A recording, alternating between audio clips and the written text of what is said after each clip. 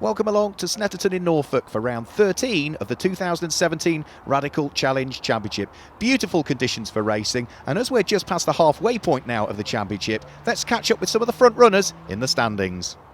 Going into this round we're leading the championship by over 50 points, so it's a nice margin, but it's still not quite where we want to be. We want to be beating our rivals this weekend. Only think about the championship last weekend of the meet, and we just want to focus on trying to win as many races as we can still. From 9th it'll be tough, but all we need is a good start, and we're back in the race.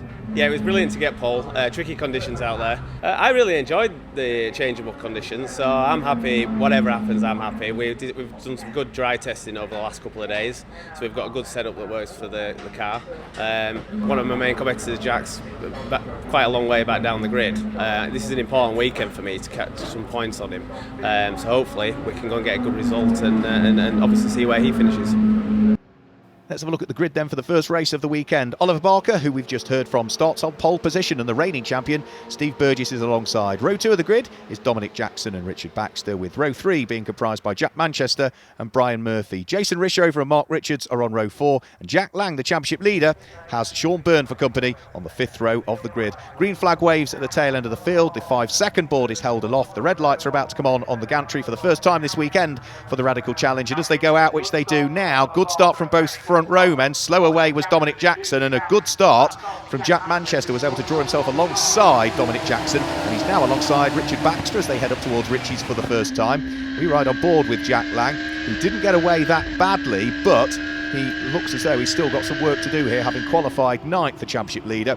He needs to try and get himself right up onto terms with his main championship rivals, which are 1st and 2nd respectively in the race in the early stages. All of the field just carving their way out of Wilson for the first time, but it's Oliver Barker that leads the race from Steve Burgess in 2nd place. Jack Manchester's in 3rd place. Dominic Jackson is in 4th. As we ride on board with Jack Lang, who at the moment has got his hands rather full trying to pick his way through the order. And as for Jack Lang, he's going to be down there in 8th place at the moment and is in danger of losing a place to Sean Byrne, who's trying all the way around the outside by the look of things, heading round through Agostini.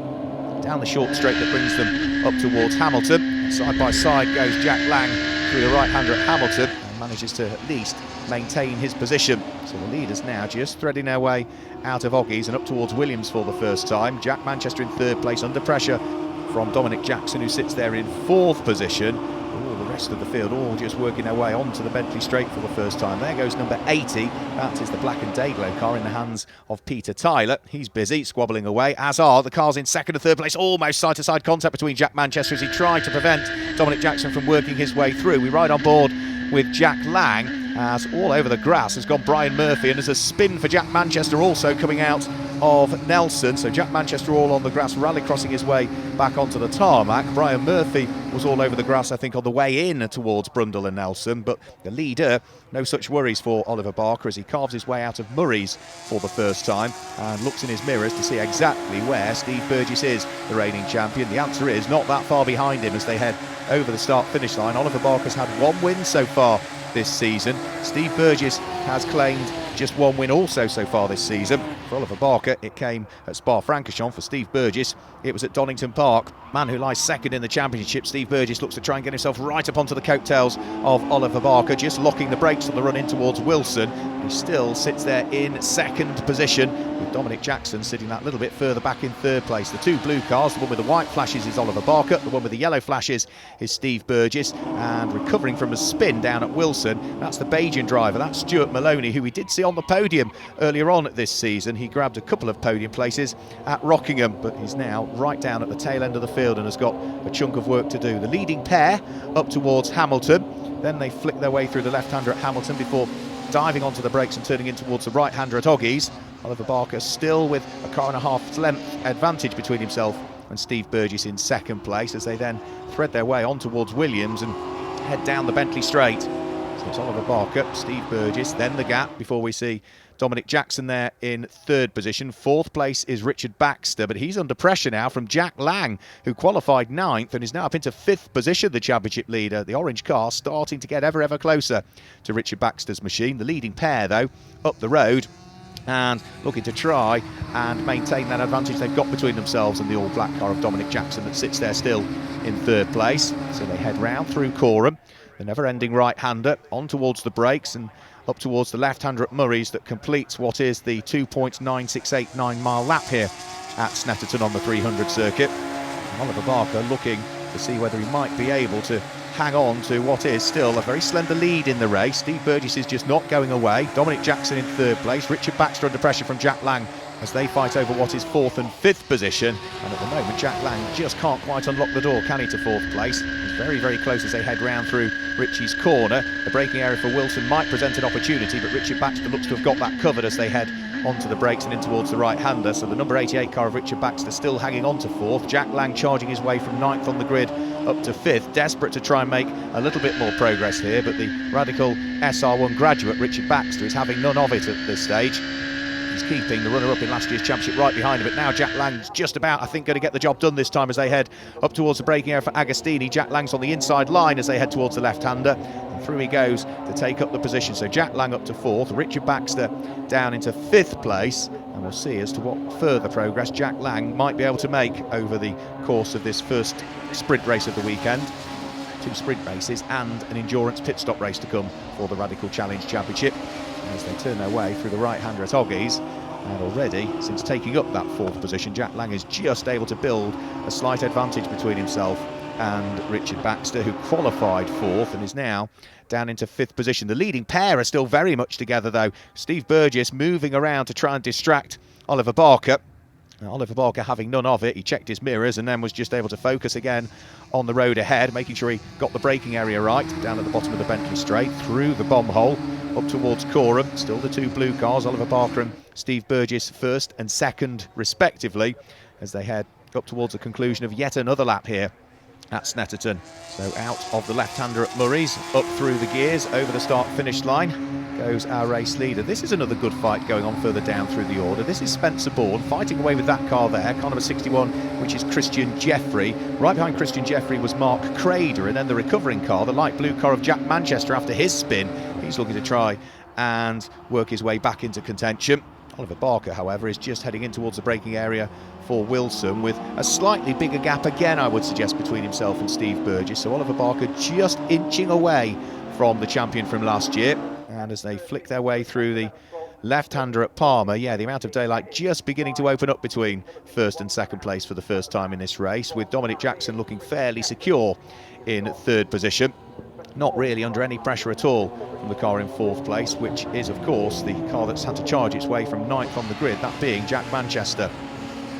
Big mistake, running wide goes Mark Crader. That allows Spencer Bourne to squeeze his way through, and yeah, just ran wide onto the dusty part of the circuit there, did the number 20 car of Mark Crader, and Spencer Bourne was able to just instantly work his way through. And now Mark Crader's got to try and get the dust off those tyres and try and keep Peter Tyler at bay, because the number 80 car, the black with its day-glow flashes, is sitting right behind Mark Crader after that. Just very small mistake.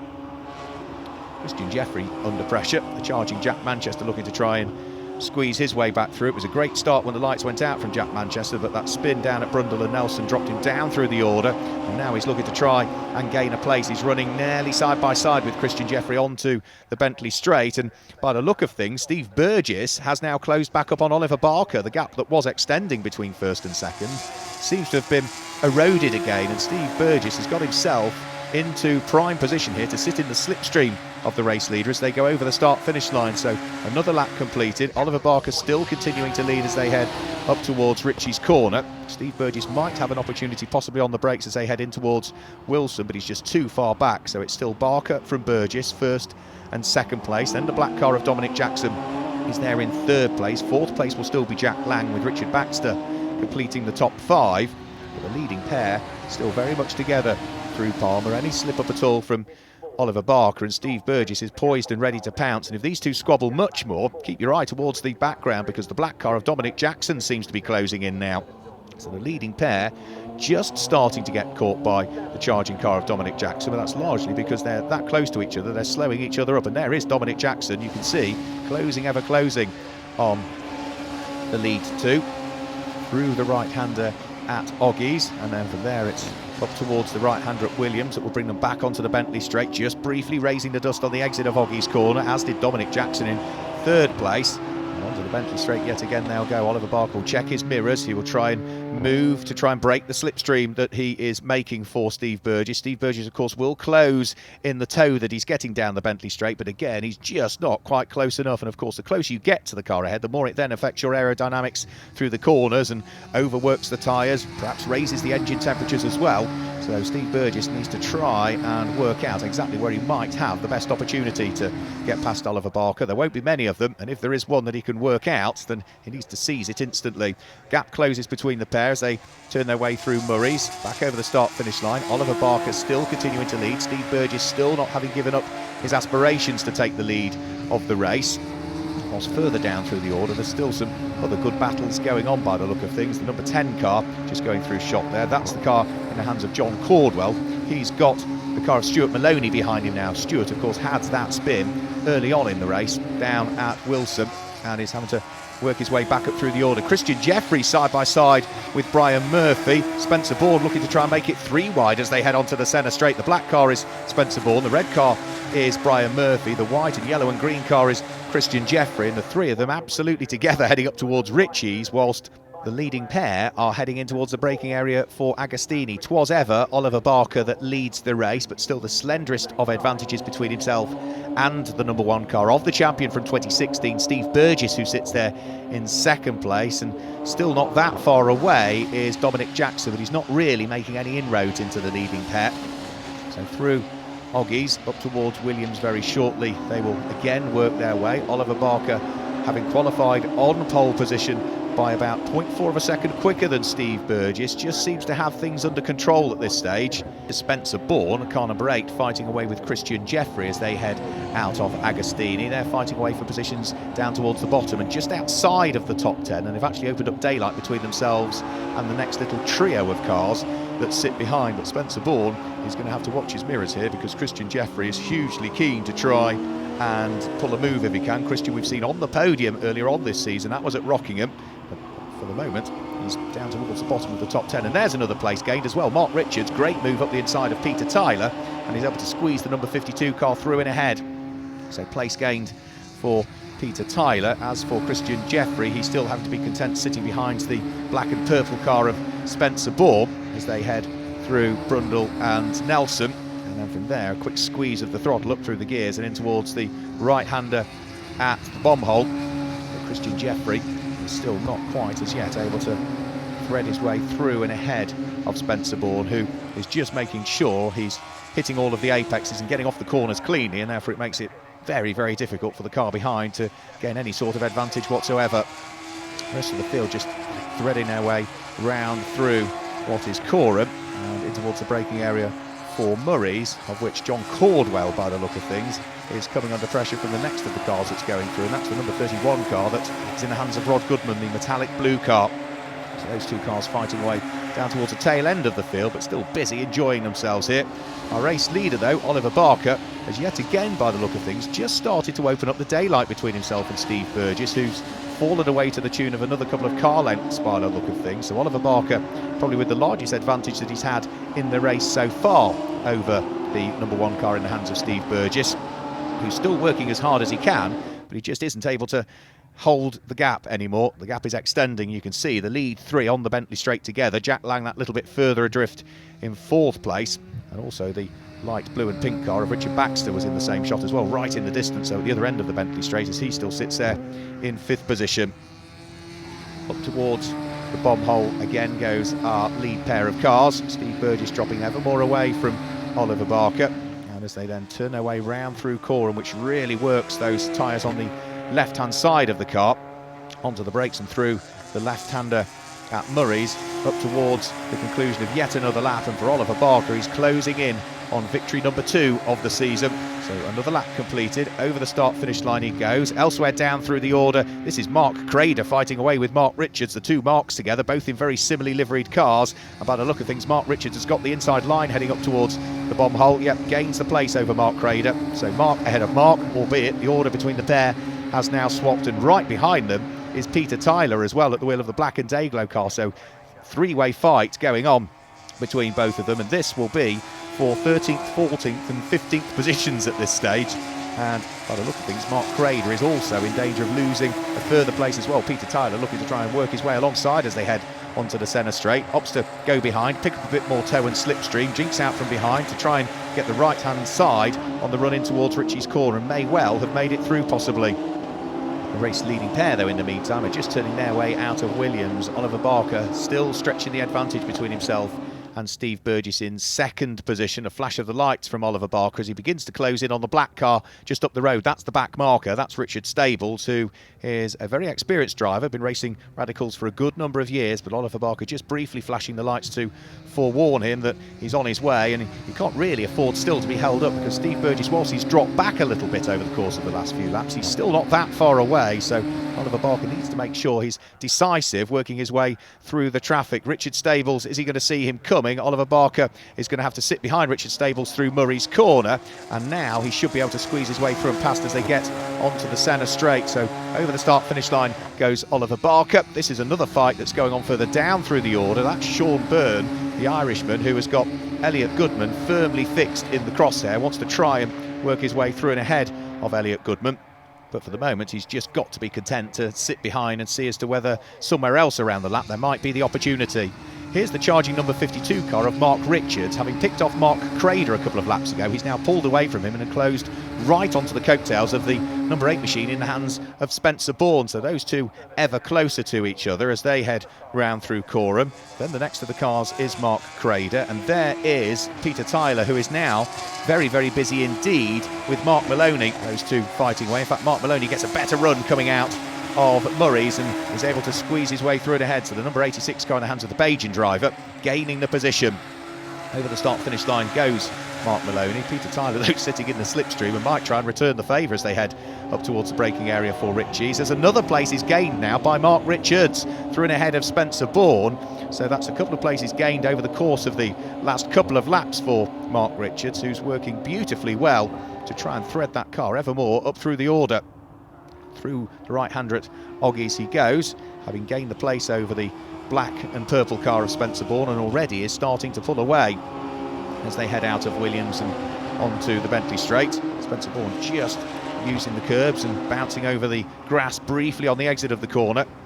As for our race leader though, in towards Wilson goes the race leader. Still that blue and yellow car of Steve Burgess not too far behind. That is the third place car, Dominic Jackson. Hasn't really got anybody to play with because he's not closing the gap on the lead pair, but he's certainly not falling into the clutches of the fourth place car either. So there are the lead pair together. Here's Dominic Jackson already turning his way out of Palmer, and the relative gap between himself and the next of the cars that will be coming through is not that car there, because that's Richard Stables, the back marker. It's this car here, that's Richard Baxter, who's sitting there in fourth position. Fifth place car should be Jack Lang. Yeah, here comes Jack Lang in fifth position, and he's had to work his way up through the order, hasn't he, from what was, as far as he was concerned, the championship leader. A fairly lonely position on the grid, ninth position on the grid for the driver that's won 3 races so far this year. His first race of the season that he won was at Spa-Francorchamps, then he claimed a couple of victories at Rockingham. These leaders are on to the Bentley Straight yet again. You can see the top 3 together. Oliver Barker, Steve Burgess and Dominic Jackson, the all-black car just that little bit further back.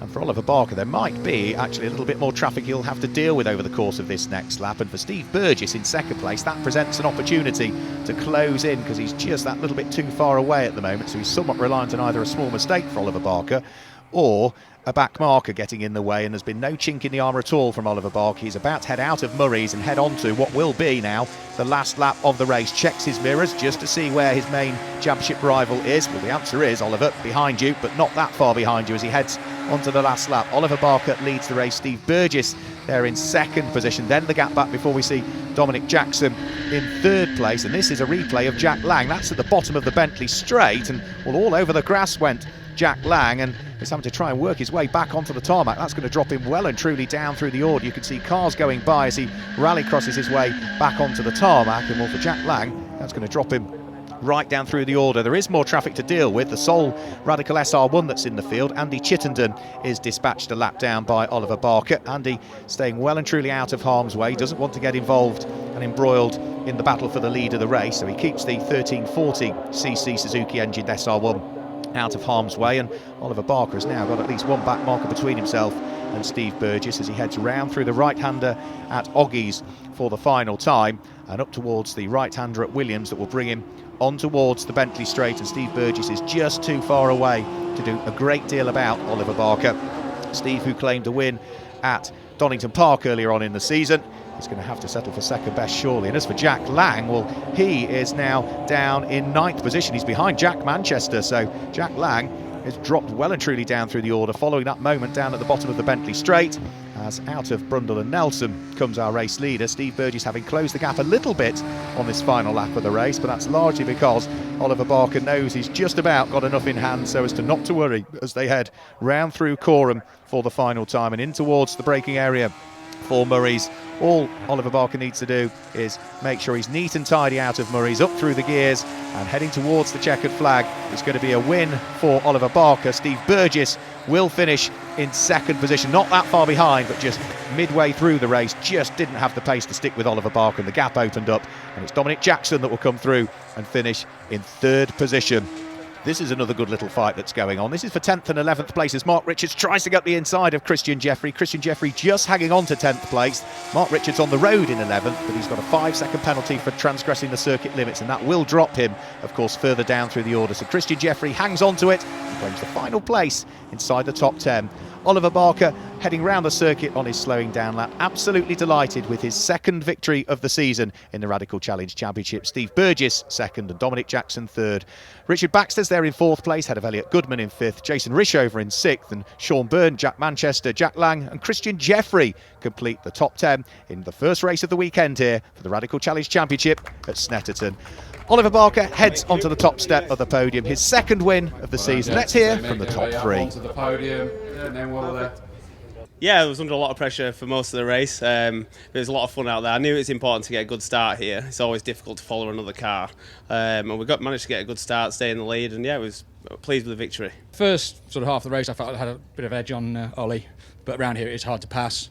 And then I went for a dive on turn one, trying to get a bit of speed into the hairpin, and I got it wrong and went a bit wide, and that's when he got the gap. And then after that, I couldn't seem to pull it back to him. well done on the podium. Quite a lonely race in the end. It was, yeah. It wasn't too eventful except for the start, which I made a pretty bad job of.